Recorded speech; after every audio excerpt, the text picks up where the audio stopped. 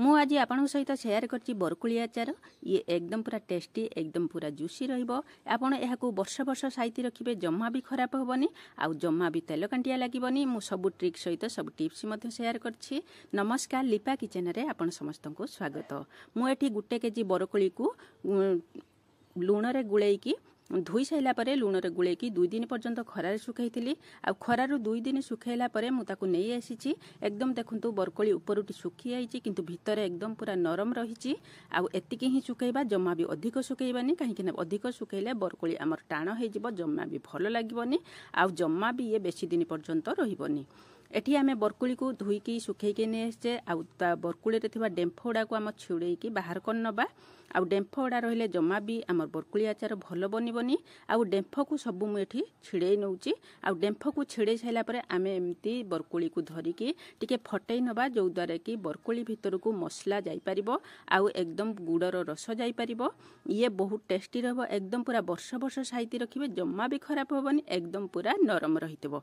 देखंतु मु एम्ति ही बरकुली की सब फटेइ नैछि। आउ ए सब सरी गला परे आमे नेक्स्ट स्टेप को जिबा। एठी मु गुटे पेन बसे नैछि। एठी 7 ରୁ 8टा आमे सुखिला लंका देई देबा। सुखिला लंका देकी गैस फ्लेम को लो रे रखी की लंका को किछि समय पर्यंत भाजी नबा।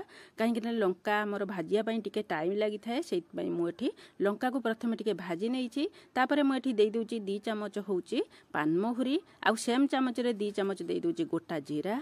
आउ सेही सेम चमच रे आमे गोटे चमच मेथी दबा। मेथी दबा द्वारा बरकुली आचार टेस्ट बहुत बढ़िया आसीबो। गैस फ्लेम को एकदम पूरा लो रखी की आमे मसला को किछि मिनिट पर्यंत आमे भाजीबा। जेतियाले मसला हमर भाजी हे जिवो सेते बेले आमे कोन करबा ना होउची गैस को आमे बंद कर दबा। बंद करके से सेम चामच रे आमे 2 चमच देई दबा होउची कोला सोरिष। सोरिष दबा द्वारा बरकुली आचार एकदम बहुत बढ़िया बनी थाए। गैस बंद करके मुझे सोरिष देकी किछि समय से गरम पैन रे भाजी नउची, जो द्वारा कि सोरिषर कंचा बास्नाटा चली जिवो आउ सोरिष हमर भाजी हे जिवो। एठी आमे मसला को ठंडा है करिवा पई छाड़ दबा। ठंडा हे गला परे आमे ताको ग्राइंडिंग करके नि आसीबा। सेही सेम पैन रे आमे 100 ग्राम रो सोरिष तेल देई दबा। आउ सोरिष तेल देकी आमे एकदम पूरा हाई फ्लेम करके तेलटा को गरम करनबा। तेल रे तेले गुटे धुआं आसी जिवो सेते बेले आमे गैस को बंद कर दबा। बंद करके आमे होची 2 पिंच देई दबा हिंगु आउ आधा चमच देई दबा कलर लंका गुंड। कलर बहुत बढ़िया आचार रे आसीबो। आउ एम्ति आमे गुळेई नबा। गुळेई नै कि आमे तेल को ठंडा होवा पई साइड कर दबा। तापरे आमे गुटे करेई बसै नबा। करेई बसै नै कि सेथिरे आमे देई दबा होची 300 ग्राम रो गुड़। मुझे गुटे केजी बरकुली 300 ग्राम गुड़ नहीं। आपण को बरकुली जदि अधिक खटा होता है ताहले आपण अधिक गुड़ ऐड करें। आपण मिठा आपण को पसंद अनुसार एठी ऐड करें। मुझे 60 ग्राम होची गुटे केजी बरकुली रे 60 ग्राम तेंतुली खटा देइची। तेंतुली खटा को मु 15 मिनिट पूर्व पानी रे भिजेई की रखिथिली। आ तेंतुली जमता माने चुप्पा सह मु एठी देई देइची। आउ एमती पानी रे मंजी की बाहर करिकी ता चुप्पा सह दे देइची, जो द्वारा कि बरकुली आचार एकदम पूरा जूसी बनिबो आउ बहुत टेस्टी आसीबो। एठी आमे गैस रो फ्लेम को हाई करिके गुड़ को एकदम पूरा मेल्ट करे नबा। गुड़ को एठी हमर पाग करबा नाही, केवल मेल्ट हबार अछि। आ गुड़र कंचा बास्नाटा चली जिबा दरकार। काहे ना जदि आमे गुड़टा को भलकी गरम न करबा ताहले आचार हमर गुड़िया गुड़िया लागिबो। माने गुड़र गुटे कंचा बास्ना केमति लागिबो। गुड़ जेतेले हमर भलकी फुटी जिवो सेते बेले आमे जो बरकुली आचार को फटेई की रखिथिले एथर आमे गुड़र सहित ऐड करनबा। ऐड करने की आमे ताको होची गैस रो फ्लेम को एकदम पूरा मीडियम रे रखिबा। मीडियम रे रखिकी गुड़ को सहित आमे बरकुली की भलकी मिसै नबा। आपन को जदि भलो लगे ताहले लाइक शेयर सब्सक्राइब करिया को भूलिबेनी। फेसबुक पेज रे देखते फॉलो तो निश्चय करिवे।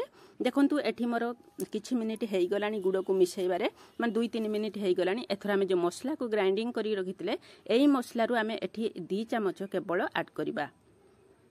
आउ ये मसलाटा को एकदम रफ करके होची ग्राइंडिंग करबा। माने खदड़िया रखिकी जम्मा भी प्लेन करबानी। आउ स्वाद अनुसार लूण दे देबा। जेहेतु बरकुली सुखाइला बेले लूण देइथिली तेनु एठी टिके अल्प लूण देइची। ता सहित गोटे चमच देइची कला लूण। आउ जो मसला ग्राइंडिंग करके 2 चमच एठी आमे ऐड करनबा। ए सब मसला को देई साइला परे आमे होची गुड़ सहित होची मिसै नबा। एठी गैस फ्लेम को लो रे रखिची, हाई रे करबानी। कहीं गुड़ पाग हो आचार आमर टाण हो तेणु ये छोट छोट टिप्स गुड़ा आप फॉलो कले आपण बरकुली आचार एकदम पूरा बहुत बढ़िया बनब आउ एकदम पूरा वर्ष वर्ष आप साइती रखिए। किछि भी खराब हेनी देखु ये हूँ एकदम पूरा गैस लो रे रखी मु देखिए ए सब को मिसे नहीं आउ एथर गैस को मु बंद कर देकी बाहर को बाहर कर आनी आउ एठी बाहर को आनी सारा पर आम जो तेलटा को ठंडा कर रखी तेलटा को ये देदेबे दे सारा जो रेस्ट मसला आमर बंची से मसला को आम ये देदेबा मसला को देकी आम भलकी मिसई नबा आउ एमती ही मिसैला परे ठंडा हो गला परे आमे ताकू ऊपर गोटे जाली बांधिकी किंबा आपण जदि होची किछि गोटे कभर ढाकुणी ढांकिकी याकू एमती होची जेमती ता भितर को सूर्य किरण माने जाई पारथु एयर जाई पारथु से भलिया आपण कभर करिके खरा रे 4-5 दिन रखिबे रखि साइला परे आपण याकू जार रे स्टोर करिके रखिबे जार को प्रथमे धोईकी खरा रे भलकी सुखाइबे जेमती पानी ता भितर नथिबो आउ जो चामच व्यवहार करिवे से चामच रे जेमती पानी नथिबो ताहले आपण आचार वर्ष वर्ष रहिबो।